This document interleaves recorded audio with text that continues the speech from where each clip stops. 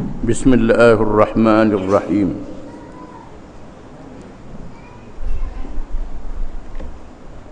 Perintah yang keempat, yaitulah firman Allah Ta'ala, Ya ayyuhan nabi jahidil kuffar wal munafiqin waghluz alaihim. Surah Taubah ayat 73. Artinya, hai Nabi, berjihadlah melawan orang-orang kafir dan orang-orang munafik itu, dan bersikap keraslah terhadap mereka. Ayat ini ialah di antara ayat-ayat perintah yang ditujukan kepada Rasulullah sallallahu alaihi wasallam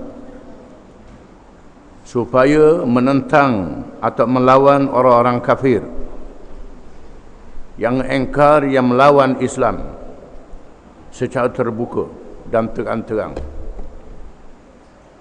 dan melawan orang-orang munafik, iaitulah mereka yang menentang Islam secara senyap-senyap, menzahirkan iman kepada orang ramai, sedangkan hatinya adalah musuh dan menentang Islam. Allah Ta'ala memerintah Nabi SAW menghadapi kedua-dua golongan ini. Sejauh manakah Rasulullah SAW menunaikan amanah perintah Allah ini? Dinyatakan di dalam beberapa hadis. An Aisyah radhiyallahu anha qalat, kharaja Rasulullah sallallahu alaihi wasallam qibala Badrin falamma kana biharratil wabrah adrakahu rajulun qad kana yudhkaru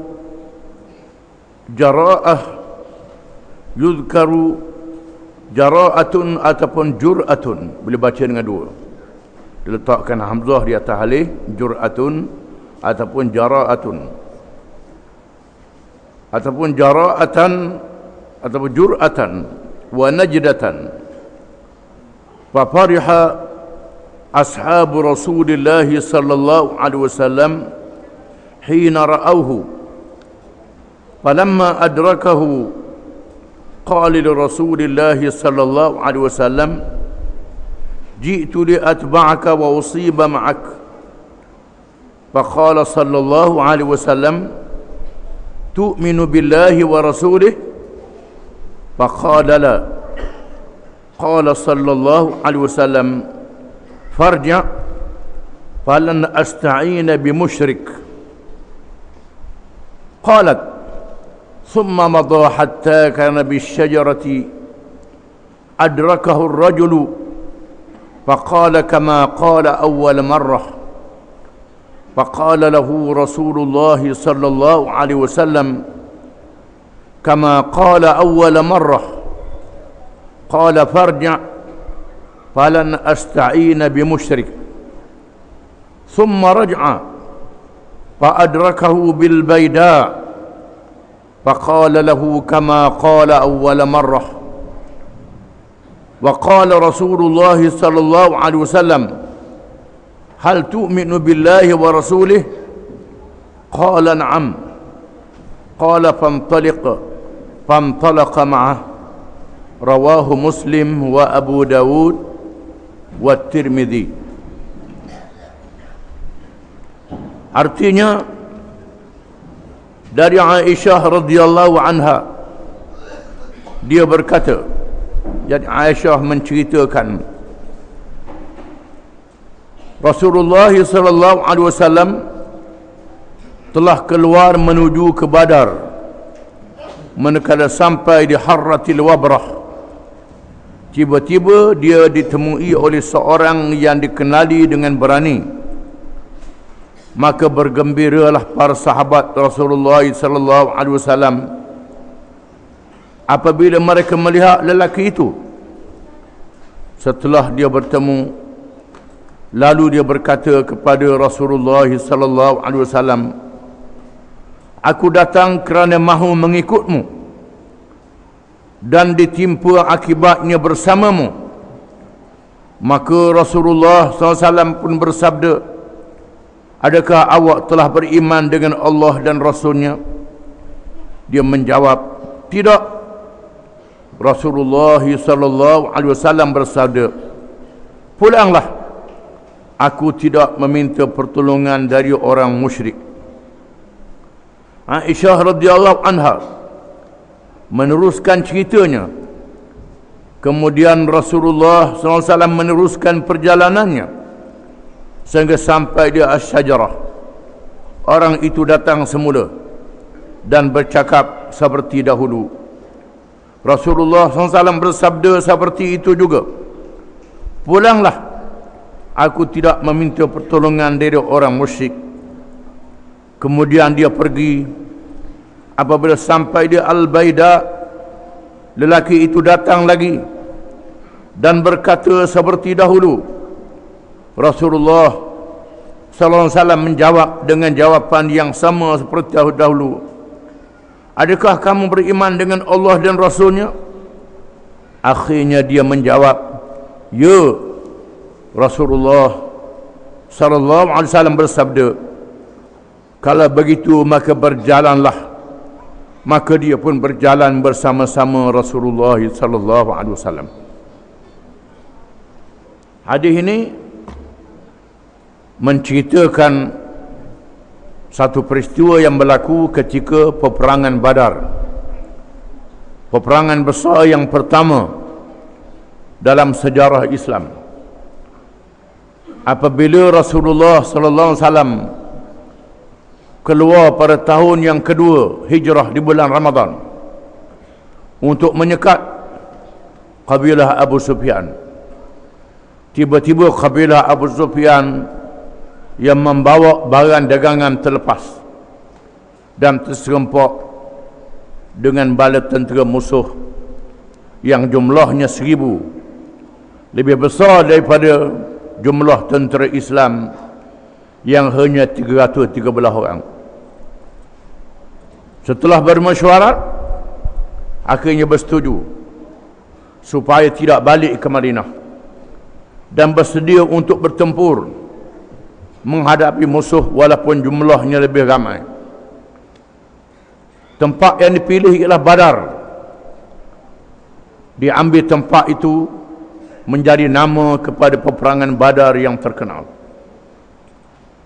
Ketika Rasulullah SAW berjalan nak pergi ke Badar, tiba-tiba datang seorang yang dikenali berani, seorang pahlawan, dan tak tahu dia masuk Islam ke tidak. Bila dia datang, maka bergembiralah sahabat Nabi SAW, kerana yang datang ni seorang yang berani, seorang pahlawan. Orang ini datang menemui Nabi SAW dan meminta izin untuk menyertainya di medan perang, bersedia untuk menang dan untuk kalah. Nabi tanya dia, "Adakah kamu sudah beriman?" Dia kata, "Tidak." Kalau tidak, Nabi kata balik, "Aku tidak mahu pertolongan dari orang musyrik, orang kafir." Ini menunjukkan ketegasan Nabi SAW. Nabi meneguhkan perjalanan. Dia mari pula minta izin untuk mengikut Nabi SAW berperang bersama. Nabi tanya, "Mu Islam, mu beriman ke tidak?" Dia jawab, "Tidak." Lalu Nabi kata balik, "Aku tidak mahu minta pertolongan daripada seorang musyrik, seorang yang kafir." Dia datang kali yang ketiga. Nabi tanya lagi, "Adakah kamu sudah beriman?" Dia jawab, "Ya." Kata Nabi, "Kalau begitu sila, mari ikut aku." Hadis ini menjadi dalil kepada pendapat yang mengatakan tidak sekali-kali dibenarkan mengambil pertolongan orang musyrik ketika berjuang dan berperang. Hadis ini menunjukkan bagaimana ketegasan Nabi SAW dalam perjuangan sehingga tidak bersedia untuk menerima pertolongan seorang musyrik kecuali orang itu sudah mengatakan dia sudah masuk Islam. Peperangan-peperangan yang disertai oleh Rasulullah SAW menjadi bukti yang nyata betapa jihad, pengorbanan dan keberanian yang dilakukan oleh Rasulullah SAW bukan sekadar menyampaikan firman Allah Ta'ala, tetapi beramal dengan lebih daripada manusia yang lain. Setiap orang yang membaca sirah Rasulullah SAW mengetahui bagaimana cekalnya Rasulullah SAW di dalam peristiwa Hunain. Peristiwa Hunain berlaku pula cerita yang lain. Ketika Nabi SAW dan beberapa orang sahabat radhiyallahu anhum tidak berganjak apabila dikepung oleh musuh dan 12,000 orang tentera yang bersama-sama Rasulullah SAW bertempiaran undur, dan akhirnya datang pertolongan Allah. Dan peristiwa Hunain menunjukkan keberanian Nabi SAW, iaitulah peperangan yang berlaku selepas pembukaan Mekah. Setelah Mekah dibuka, ditawan oleh tentera Islam, dan Rasulullah SAW memberi pengampunan beramai-ramai, maka ramailah yang masuk Islam, sehingga jumlah tentera menjadi 12,000. Capur dengan yang sudah masuk Islam, datang 10,000, siapa yang baru masuk Islam, jadi 12,000. Jumlah yang besar. Dan Nabi mendapat maklumat bahawa kabilah Hawazin dan Thaqif sedang berkumpul untuk menyerang tentera Islam. Lalu Nabi membuat keputusan untuk berperang dan pergi ke Hunain menentang kabilah Hawazin. Dan Nabi menunjukkan satu sikap yang lain daripada perang Badar. Apabila Nabi memanggil Safwan bin Umayyah, iaitulah seorang pemimpin musyrik yang kafir, yang belum lagi masuk Islam, dan Nabi tahu di rumah dia ada senjata banyak. Lalu Nabi kata kepada Safwan, bawa senjatamu, senjatamu ke sini, aku nak pergi perang.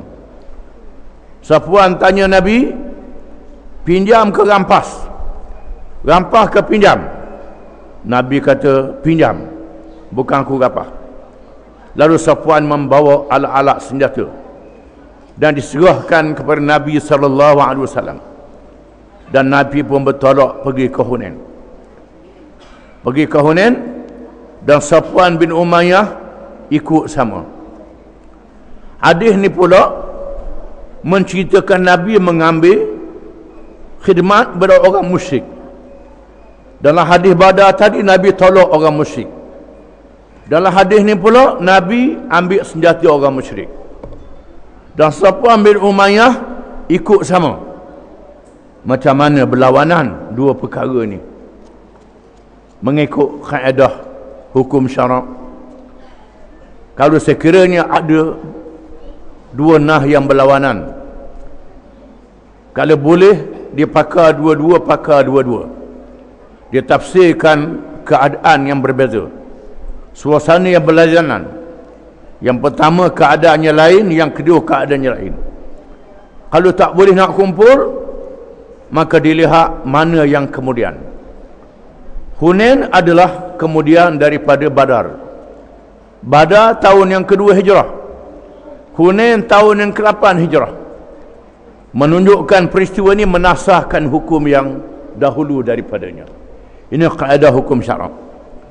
Dan Nabi mengambil senjata Safwan bin Umayyah yang masih musyrik, yang masih lagi kafir. Lalu mereka bertolak ke Hunain. Oleh kerana jumlah tentera Islam terlalu ramai, besar, 12,000. Kalau perang Badar jumlah kita 313 orang, kita menang, boleh mengalahkan musuh yang lebih besar. Sekarang jumlah kita 12,000. Maka mulalah bercakap besar. Lan nughlaba ba'dal yaum. Kita tidak boleh dikalahkan lagi selepas hari ini. Sekali ini jumlah kita 12,000. Tidak ada siapa yang boleh mengalahkan kita.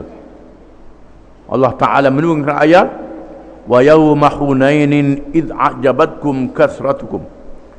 Dan ingatlah pada hari peperangan Hunain, ketika kamu ujub, kamu kagum dengan diri kamu sendiri. Lalu Allah Ta'ala mengajar Nabi dan sahabat-sahabatnya dengan kesilapan beberapa orang sahabat yang merasa ujub. Masa kagum, kita ramai, tidak ada siapa yang boleh mengalahkan kita. Lupa kepada pertolongan Allah Subhanahu wa Ta'ala. Bila mereka sapa di Hunain, tiba-tiba mereka masuk ke dalam perangkap yang diatur oleh musuh Hawazin dan Saqif, yang berlindung di bukit-bukit Buka Hunain. Bila Nabi dan sahabat-sahabatnya yang jumlah 12,000 sapa di tengah-tengah lembah Hunain, lalu mereka dihujani dengan serangan panah yang datang dari keliling mereka, menyebabkan bertempiaran lari, tak boleh nak mengawal diri. Tinggallah Nabi dengan beberapa orang sahabat. Satu riwayat kata 100 orang saja tinggal. Daripada 12,000 tinggal 100 orang. 100 orang tinggal. Kita baca kisahnya dalam Riyadhus Salihin 2 minggu lepas. Lari, bertempiaran. Akhirnya Nabi turun dari kedai bagalnya.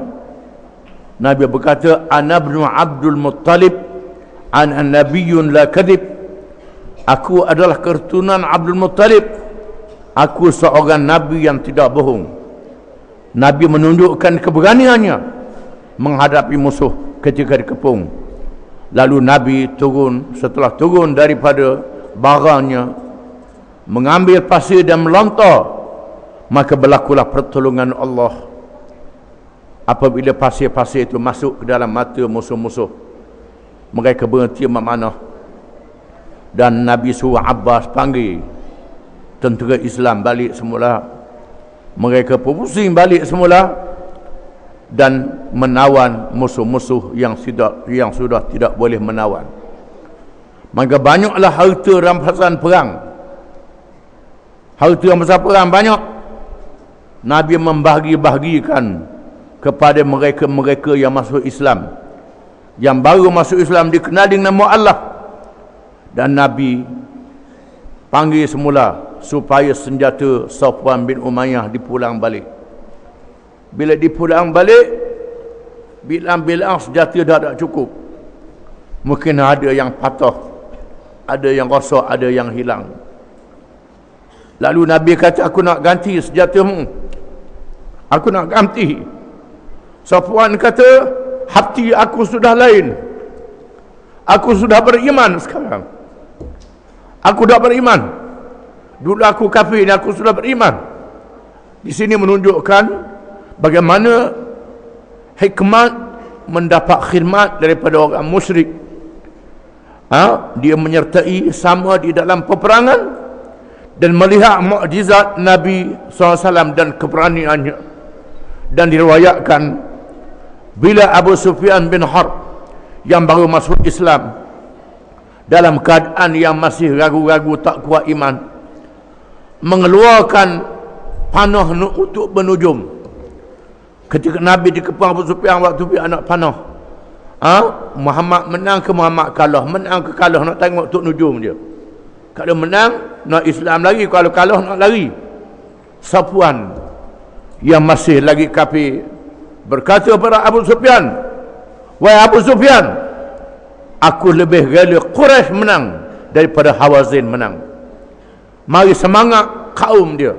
Kerana Nabi adalah Quraisy, Nabi orang Mekah, dia juga Quraisy, dia juga Mekah, macam semangat Melayu lah juga. Ada tempatnya boleh, bukan tak boleh. Tapi jangan jadi akidah. Kerana Nabi ni orang Quraisy, aku Quraisy, Aku mahu Quraisy yang menang, bukan Hawazin yang menang. Tiba-tiba Nabi diberi pertolongan oleh Allah dengan kemenangan mukjizat, dan Safwan bin Umayyah masuk Islam. Nabi nak ganti senjata dia, tak payahlah, hatiku dah jadi Islam dah, kata dia. Ini kisahnya, menunjukkan bahawa dua-dua ada hikmah dalam peristiwa Badar. Hikmahnya menunjukkan bahawa mereka yang bersama dengan peperangan mestilah yang ikhlas. Orang musyrik tidak ikhlas. Dalam perkara yang kedua, orang musyrik diajak sama di dalam peperangan. Bila mereka melihat sifat orang Islam, mukjizat Nabi, keberanian Nabi, menyebabkan orang kafir masuk Islam. Itu dua keadaan yang berbeza, kita kena faham. Di dalam peperangan Uhud, apabila tentera musuh berlipat ganda, melebihi jumlah dan kelengkapan tentera Islam, apabila orang-orang Islam dipukul dengan hebatnya, setelah beberapa orang di kalangan mereka tidak iltizam dengan khitah, dengan perancangan yang ditunjuk oleh Rasulullah SAW, mereka mengalami ujian yang hebat dengan beberapa orang syahid dan luka-luka, termasuk Rasulullah sallallahu alaihi wasallam. Apabila mereka pulang ke Madinah, Rasulullah SAW memerintah supaya keluar semula menghambat tentera musyrikin. Dalam perjalanan mereka pulang ke Mekah, dan tentera musyrikin mundur dalam ketakutan. Ini kisah yang kedua, iaitulah peperangan Uhud. Perang Uhud, apabila tentera musyrikin Mekah yang kalah dalam perang Badar, banyak pemimpin mereka yang mati dibunuh. Di antara Abu Jahal dan lain-lain lagi dibunuh dalam perang Badar. Lalu mereka nak tutup bela kematian ayah, kematian adik-beradik, kematian suami dan sebagainya. Lalu mereka menyusun tentera dengan jumlah yang lebih besar daripada Badar untuk menyerang Mekah. Bila Nabi mendapat maklumat, Nabi bermesyuarat dengan sahabat-sahabatnya. Musuh dah nak datang serang, macam mana nak buat? Ada cadangan supaya tunggu di Madinah. Biar musuh datang di Madinah, kita lawan di Madinah, supaya bukan sahaja orang-orang lelaki, termasuk kaum perempuan, sahabiyat, muslimat, mukminat, boleh berperang melalui pintu-pintu kecil rumah-rumah mereka untuk menentang musuh di celah-celah rumah. Pendapat ini disokong oleh Abdullah bin Ubay, pemimpin munafik.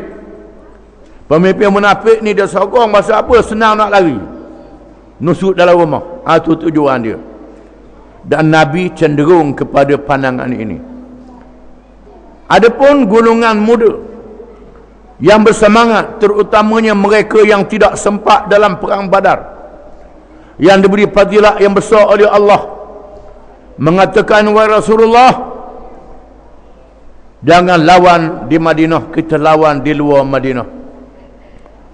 Kalau lawan di luar Madinah, kalau kita tewas, kita boleh hundur lagi, boleh atur lawan balik, dan kita boleh serang balas. Kalau kita lawan di Madinah, kita tewas, Madinah ditawan oleh musuh, susah nak berundur lagi. Akhirnya Nabi menerima pandangan lawan di luar Madinah.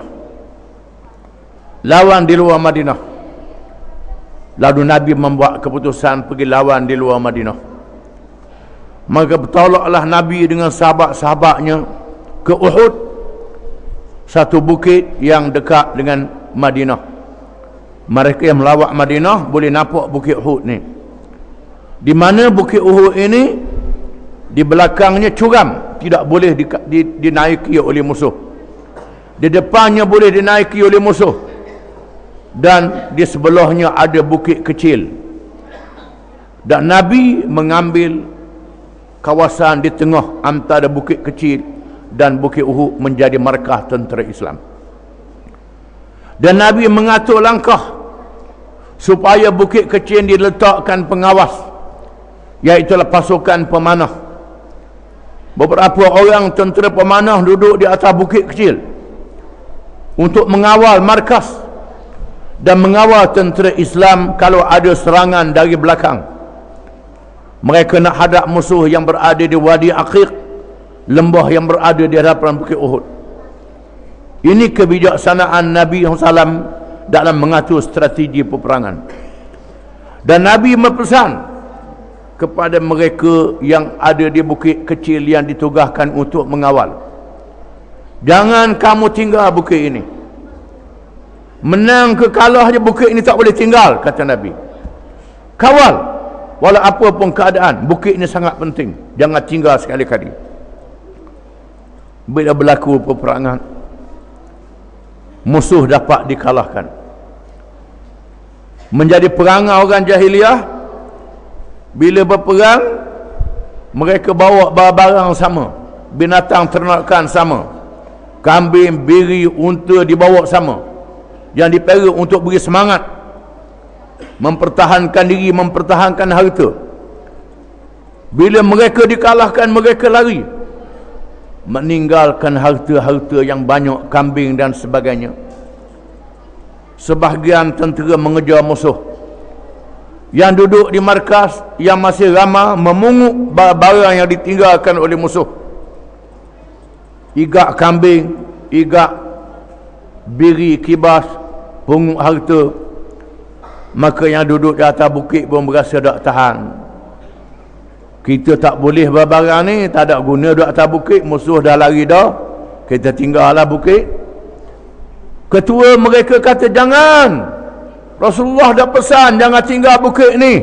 Tak apa, kita dah menang dah. Lalu mereka meninggalkan bukit, tinggal ketuanya saja, tinggal ketua dan beberapa orang saja, yang lain habis pakat turun belaka. Dia kutip barang. Satu pasukan berkuda tentera musuh dipimpin oleh Khalid bin Walid yang belum lagi masuk Islam, masih kafir lagi masa tu.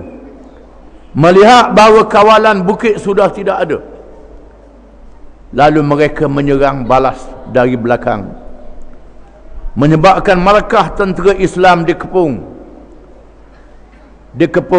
dan para sahabat terpaksa mempertahankan Nabi SAW. Musuh yang depan tadi serang balas balik, mereka terpaksa melindungi Nabi SAW.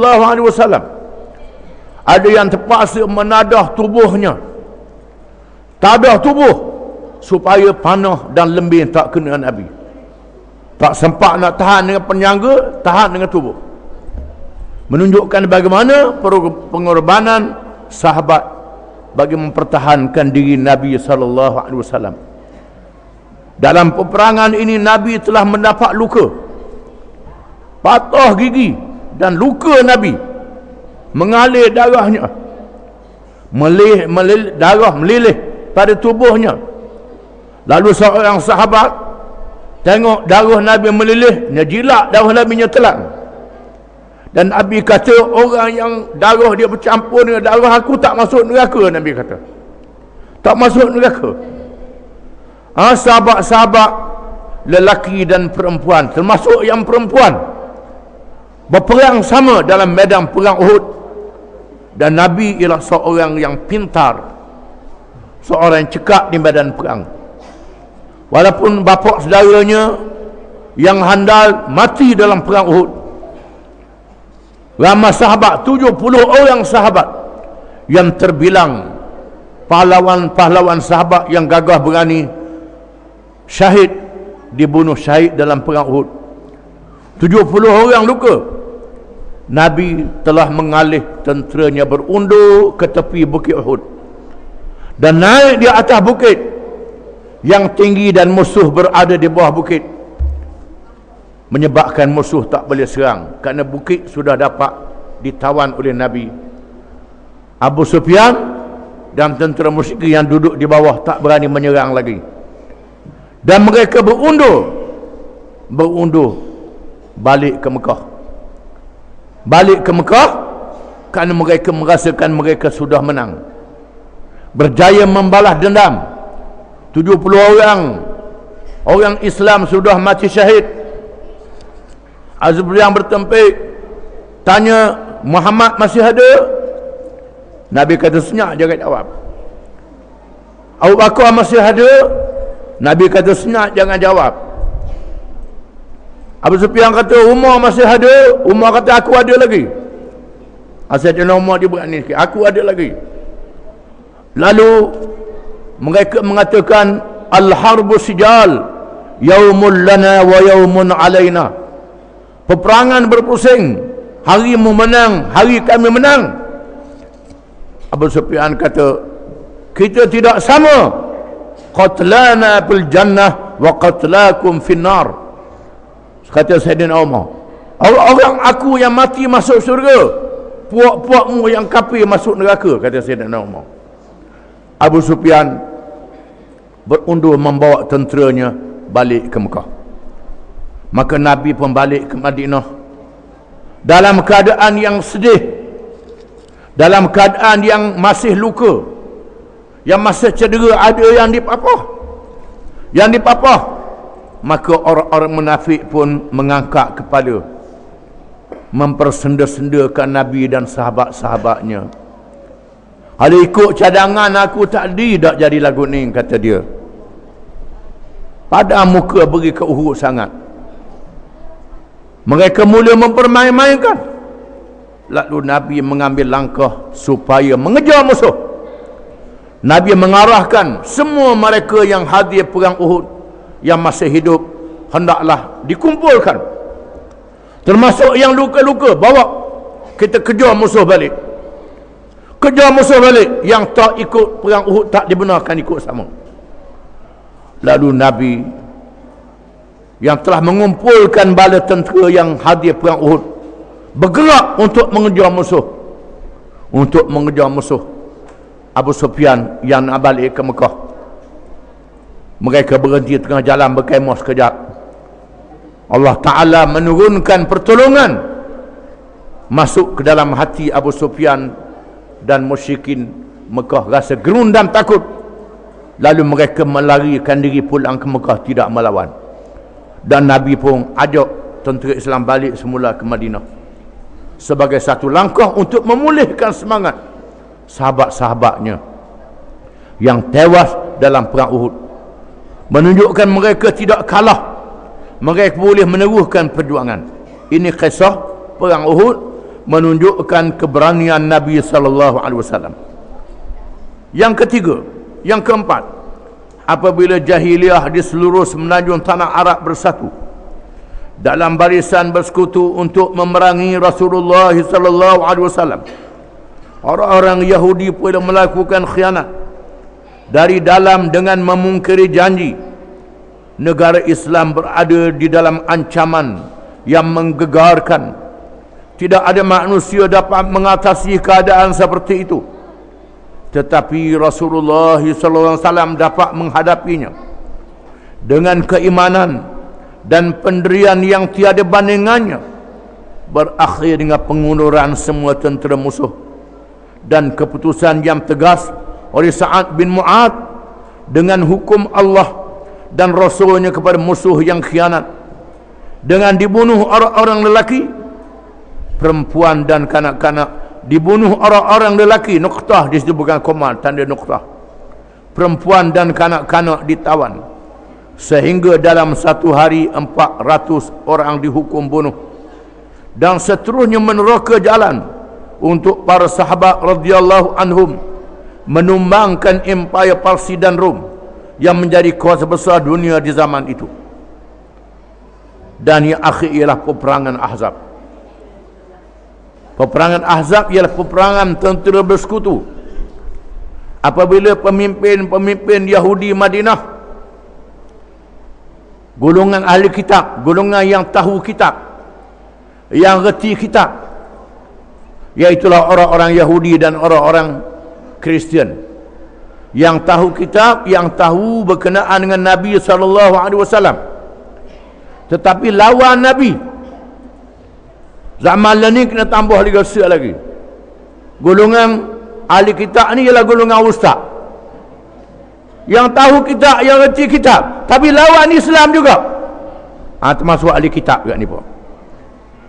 Di mana mereka ni pergi ke Mekah menemui pemimpin-pemimpin Mekah, memberi semangat supaya memanggil kabilah-kabilah Arab seramai-ramainya untuk menghancurkan Islam, menghampurkan tenteranya.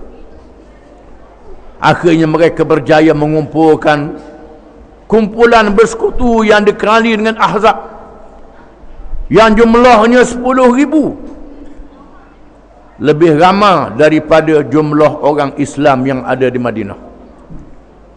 Mereka datang untuk menyerang. Nabi mendapat maklumat musuh yang terlalu ramai daripada bukan saja Mekah, kabilah-kabilah Arab yang kafir di keliling Madinah bersatu nak menyerang Madinah. Nabi bermesyuarat dengan sahabat-sahabat dia, macam mana nak buat, musuh ramai sangat nak serang kita. Lalu Salmanul Farisi radhiyallahu an, seorang sahabat yang berasal dari negeri Parsi, negeri kuasa besar dunia, yang pernah terlibat dalam peperangan besar dengan Rom dan negara-negara lain. Lalu Salman kata, ya Rasulullah, wahai Rasulullah, saya pernah tengok orang Parsi ini bila nak hadap musuh yang lebih besar jumlahnya, mereka buat kubu dengan cara gali parit. Saya cadangkan gali parit mana-mana kawasan yang musuh boleh masuk. Parit yang lebarnya tak boleh dilompat oleh kuda.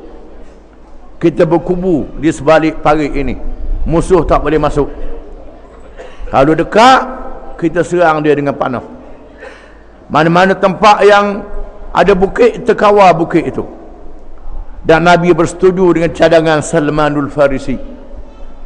Lalu mereka mengadakan kerja gotong royong dalam masa yang cepat, kerana dibahagi mengikut kampung dan mengikut keluarga, berapa depul seorang, berapa depul satu kumpulan.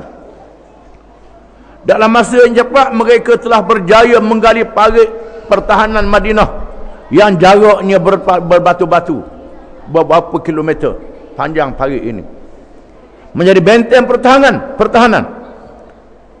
Bila tentera Ahzab datang untuk menyerang, mereka tercengang. Mereka tak pernah tengok jenis apa lagu ni, apa parit dia nak masuk. Lalu Nabi bertahan di sebalik parit ini sebulan, bukan sekejap, lama bertahan. Ini menjadi ujian. Orang-orang munafik menunjukkan sifat munafik dia bila dah lama lapar perut dah tahan. Yang lemah iman mula dalam keadaan yang tak semangat. Wa ija'ukum min fawqikum, Tuhan kata bila musuh datang dari atas, dari bawah, dari keliling, hunalika btuliyal mu'minun wa zulzilu zilzalan syadida, di sana orang-orang beriman diuji dengan ujian yang sehebat-hebatnya. Akhirnya orang Yahudi yang ada perjanjian dengan orang Islam nak khianat perjanjian. Bila lama kena kepung. Orang Yahudi bukan Islam ada yang berjanji dengan Nabi. Mereka duduk di Madinah. Bila Madinah diserang, mereka mesti mempertahankan Madinah. Ada perjanjian. Bila dah lama kena kepung, bukan lama sangat, sebulan je, puak-puak Yahudi tak tahan nak khianat, nak menyeleweng, nak masuk balik musuh. Di saat ini Allah Ta'ala menurunkan pertolongan. Apabila tentera musyrikin, tentera bukan Islam berkelahi sesama mereka, mereka berpecah dan Allah menurunkan angin musim sejuk yang kuat. Mereka tak boleh bertahan, lalu mereka berundur melarikan diri. Madinah diselamatkan oleh Allah, dan Nabi telah mengambil langkah menyerang Yahudi yang khianat. Maka kampung Bani Qairazah diserang. Bila Nabi balik selepas musuh berundur, Nabi nak buang baju perang, nak basuh, nak mandi, Jibril turun. Jibril kata, wahai Muhammad, mu nak buang baju perang dah, malaikat tak buang baju, malaikat tak buang uniform, nak berperang lagi. Kata Jibril, pergi ke kampung Bani Qairazah. Lalu Nabi mengarahkan tenteranya menyerang Bani Qairazah, iaitulah Yahudi yang khianat. Kampung Bani Qairazah diserang dan mereka menyerah kalah. Oleh kerana mereka khianat, perlu dijatuhkan hukuman ke atas mereka. Lalu Nabi kata, aku serah kepada Sa'ad bin Mu'az. Sa'ad bin Mu'az ialah seorang pemimpin Madinah yang baik dengan Bani Qairazah. Sa'ad dalam keadaan yang mendapat luka dalam peperangan Ahzab, dipapah Sa'ad untuk menjadi hakim, menghukum Bani Qairazah yang sudah menyerah kalah. Sa'ad bin Mu'az membuat keputusan, mana-mana yang lelaki yang sampai ke peringkat lelaki yang baligh hingga ke atas dijatuhkan hukuman mati. Maka dipilih 400 orang dihukum mati. Perempuan dan kanak-kanak ditawan. Inilah orang kata Nabi Muhammad mengadakan pembunuhan beramai-ramai. Dah dia nak bunuh orang Islam ramai, tak apa. Dia nak membenarkan musuh masuk menghapuskan Islam, itu tak apa pula. Sa'ad bin Mu'az membuat keputusan mereka dijatuhkan hukuman mati. Dipilih yang baligh, yang cukup umur, dibunuh seorang demi seorang sehingga mengikut ahli sejarah jumlahnya 400 orang dijatuhkan hukuman bunuh dengan sebab mereka adalah pengkhianat yang hampir nak menghancurkan kerajaan Islam di Madinah. Sa'ad bin Mu'az mati selepas itu, dan Nabi kata aras bergoncang dengan kematian Sa'ad bin Mu'az. Dia seorang sahabat yang mempunyai kehebatan, menunjukkan kesetiaannya kepada Nabi SAW, di mana dengan kalahnya musyrikin dan kalahnya golongan ahli kitab, Allah Ta'ala menyempurnakan agama Islam dan Nabi diwafatkan oleh Allah. Perjuangan disambung oleh Khulafa' Rashidin. Di zaman Khulafa' Rashidin jatuhnya kuasa besar dunia Parsi dan Rom. Islam menjadi kuasa besar yang tunggal selepas itu. Wallahu alam.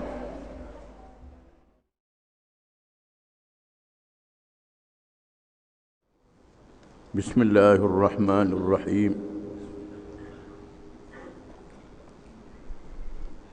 Perintah yang kelima, iaitulah firman Allah Ta'ala,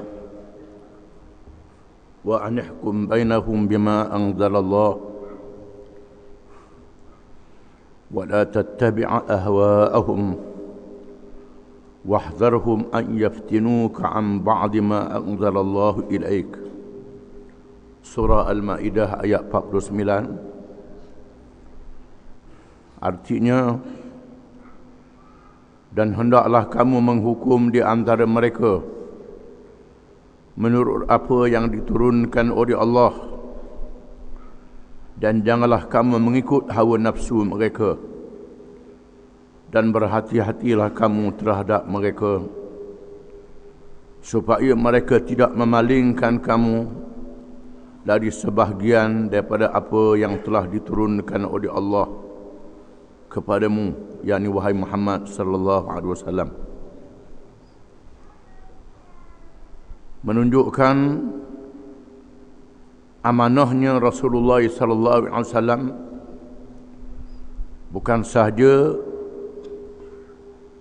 bercakap menyampaikan ajaran Allah, termasuklah beramal ketika menjadi ketua negara. memerintah kerajaan Islam di Al-Madinatul Munawwarah. Dari Urwah rahimahullah, seorang perempuan bangsawan telah mencuri di zaman Rasulullah sallallahu alaihi wasallam ketika pembukaan Mekah. Lalu diminta Usamah bin Zaid radhiyallahu anhuma memohon syafaat dari Rasulullah sallallahu alaihi wasallam supaya tidak dijatuhkan hukuman hudud, iaitulah dipotong tangan. Apabila Rasulullah sallallahu alaihi wasallam mendengarnya dari Usamah, berubah wajahnya dan bersabda, "Adakah awak bercakap kepadaku tentang hukuman hudud yang telah diputuskan oleh Allah?" Usamah berkata, "Ampunilah saya ya Rasulullah." Apabila tiba waktu malam, Rasulullah sallallahu alaihi wasallam pun bangun berkhutbah.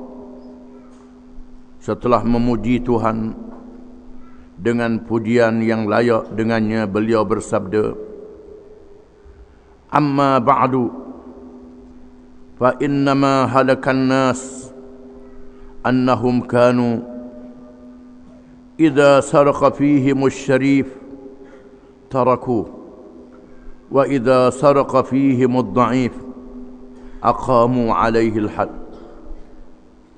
والذي نفس محمد بيده لو أن فاطمة بنت محمد سرقت لقطعت يدها."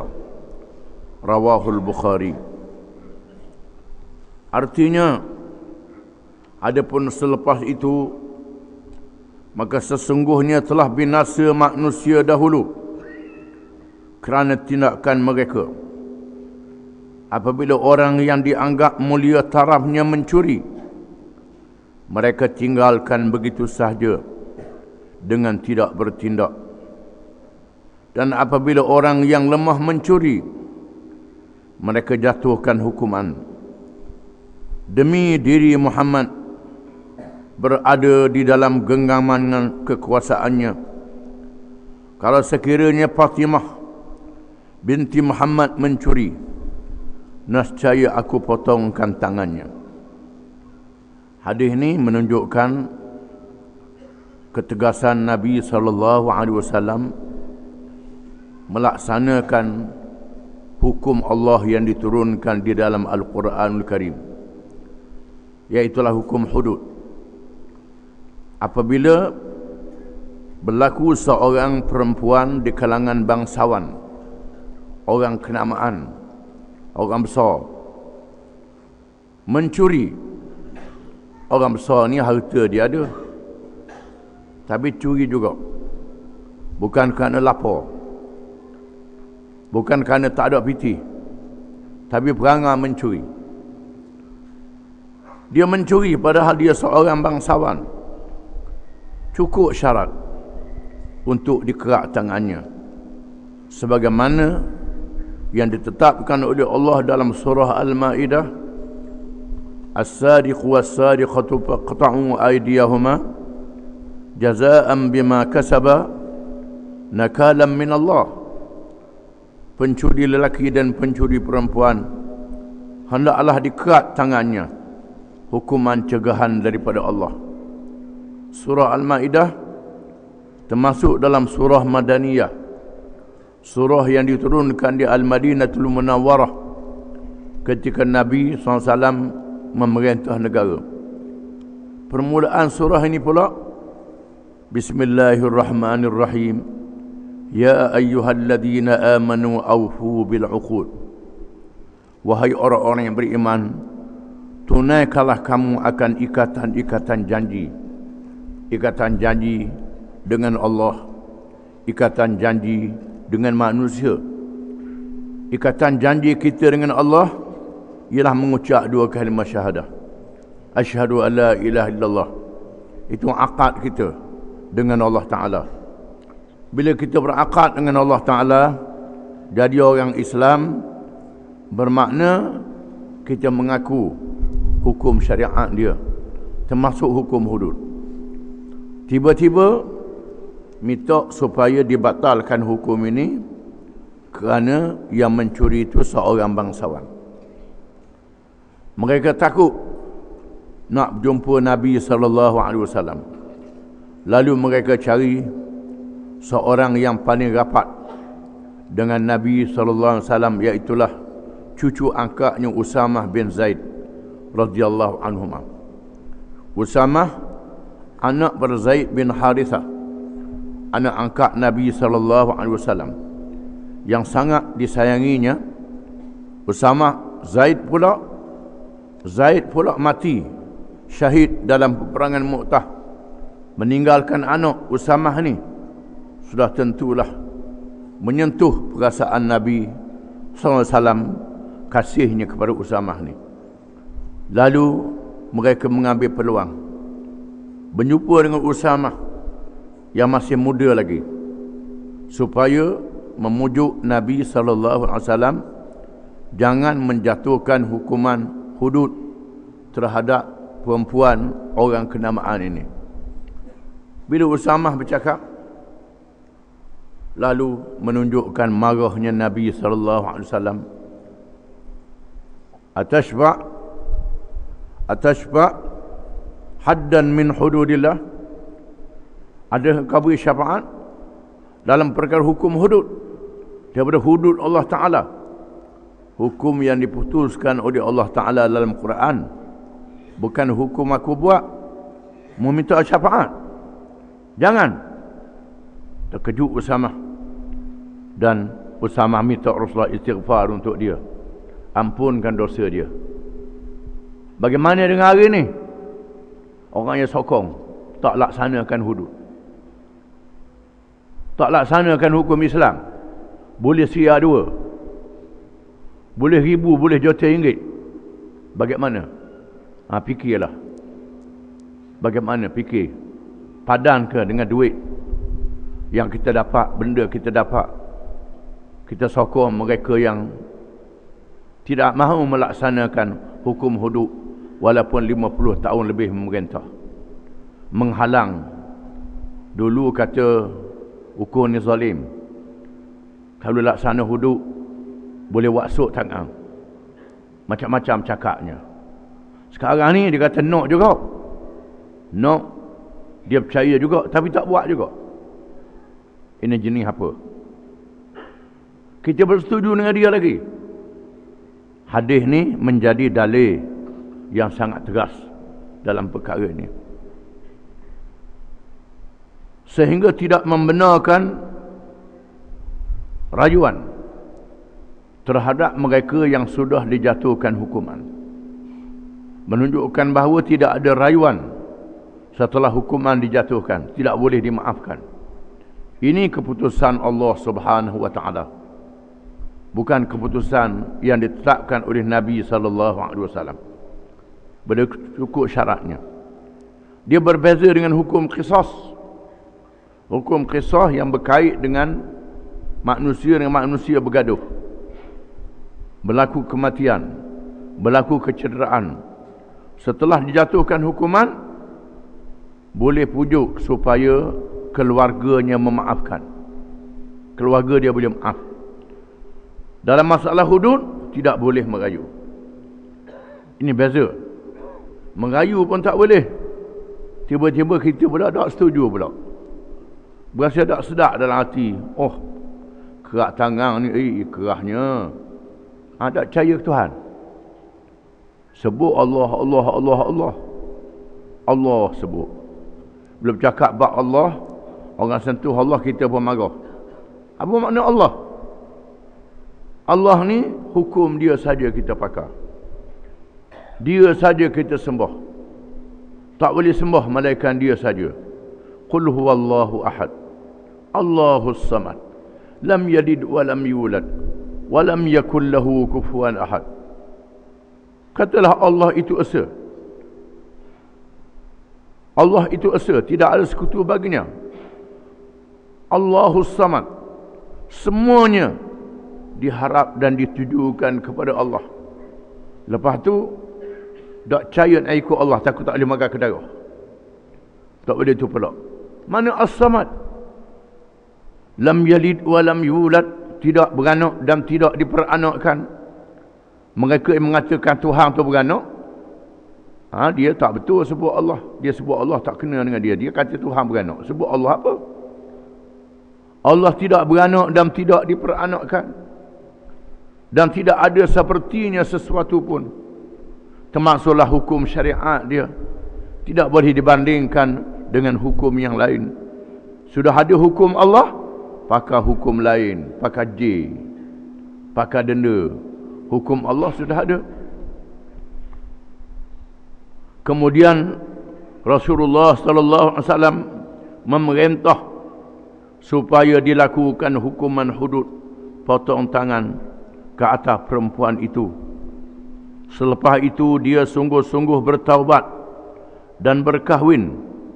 Kemudian Sayyidatina Aisyah radhiyallahu anha, selepas itu dia pernah mengunjungi, kata Sayyidatina Aisyah radhiyallahu anha, selepas itu dia pernah mengunjungi kami dan aku menyampaikan hajatnya kepada Rasulullah sallallahu alaihi wasallam.